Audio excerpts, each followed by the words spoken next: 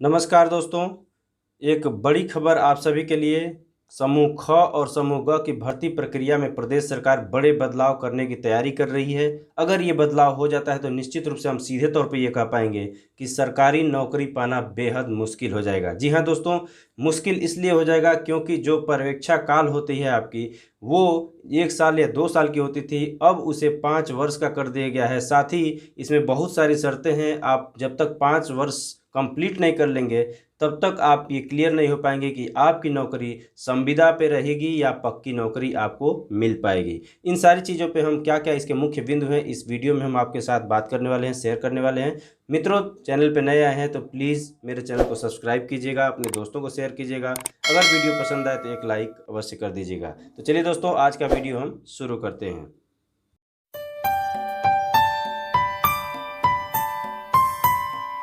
चलिए दोस्तों, सबसे पहले हम ये देख लेते हैं कि जो सरकार की प्रस्तावित नियमावली है वो किन पदों के लिए है। तो दोस्तों, पदों की अगर हम बात कर लें तो ये समूह ख और समूह ग के पदों के लिए है। साथ ही मृतक आश्रित का जो नियमावली है इन पदों में, उस पे भी ये नियम लागू होगा। इसके अलावा दोस्तों, किन पदों पे लागू ये नहीं होगा, किसको बाहर रखा गया है, तो जैसे पीसीएस है या फिर पीपीएस है या पीसीएसजे है, अर्थात ये कह लें कि प्रादेशिक प्रशासनिक सेवा है, जो कि न्यायिक सेवा शाखा से संबंधित हो या फिर पुलिस सेवा से संबंधित हो, इनको इस नियमावली से बाहर रखा गया है। दोस्तों, अब हम बात करते हैं सेवा शर्तों की कि आपका जब चयन सरकारी नौकरी में हो जाएगा तो उसके बाद सेवा की शर्तें क्या होंगी, आपको किस प्रकार से पक्की नौकरी मिलेगी। साथियों, आप नौकरी जब पाते हैं तो आप नौकरी अपनी ज्वाइन करते हैं तो 1 साल या 2 साल के लिए पर्यवेक्षा काल होता है। उसके बाद आपकी नियुक्ति परमानेंट हो जाती है। लेकिन इस जगह पे दोस्तों, नए प्रस्ताव में 5 साल का पर्यवेक्षा काल रखा गया, अर्थात आप 5 साल तक संविदा कर्मी के रूप में कार्य करते रहेंगे। और उससे भी कठिन दौर दोस्तों ये है कि उन 5 वर्षों में हर वर्ष, हर 6 माह पे एक आपका परफॉर्मेंस इंडिकेटर तय किया जाएगा आपके परफॉर्मेंस के आधार पे, जिसे MKPI यानी मेजरेबल की परफॉर्मेंस इंडिकेटर कहते हैं। उस आधार पे आपका मापन होगा और अगर आपका मापन और उसमें प्राप्तांक अगर 2 छमाही में 60% नहीं होता है तो आप उसी समय नौकरी से बाहर हो जाएंगे। जी हाँ दोस्तों, आप नौकरी पाने के बाद भी अगर 60% से नीचे आपका इंडिकेटर रहता है तो आप उससे बाहर हो जाएंगे। ये सबसे कठिन दौर है इस नौकरी के प्रस्ताव का। अर्थात दोस्तों, हम मोटे तौर पे ये कह लें कि आपका परफॉर्मेंस यानी MKPI फार्मूले से तय होगा।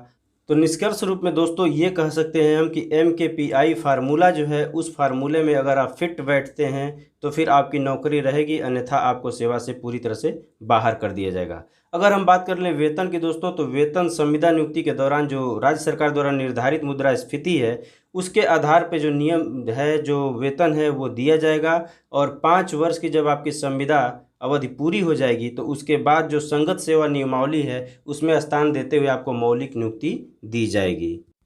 इसमें दोस्तों जो दूसरी महत्वपूर्ण बात है वो ये है कि जो पहले से भर्ती प्रक्रिया चल रही है वो भी इस नियमावली के दायरे में आएगी। जी हाँ दोस्तों, इसमें स्पष्ट तौर पर कहा गया है कि जब चयन के लिए विज्ञापन कर दिया गया हो अथवा चयन की प्रक्रिया पूरी कर ली गई हो तो विज्ञापन व परीक्षा परिणाम के आधार पर चयनित संबंधित व्यक्ति से घोषणा पत्र लिया जाएगा कि उसे घोषणा ये करनी ही होगी कि वह इस नियमावली के अधीन शर्तों को स्वीकार करेंगे। इसके बाद ही उन्हें नियुक्ति दी जाएगी, अन्यथा उनको नियुक्ति नहीं दी जाएगी। तो कुल मिला के जो नए विज्ञापन हुए होंगे, जो प्रक्रिया चल रही है, उसमें भी ये लागू होने वाला है।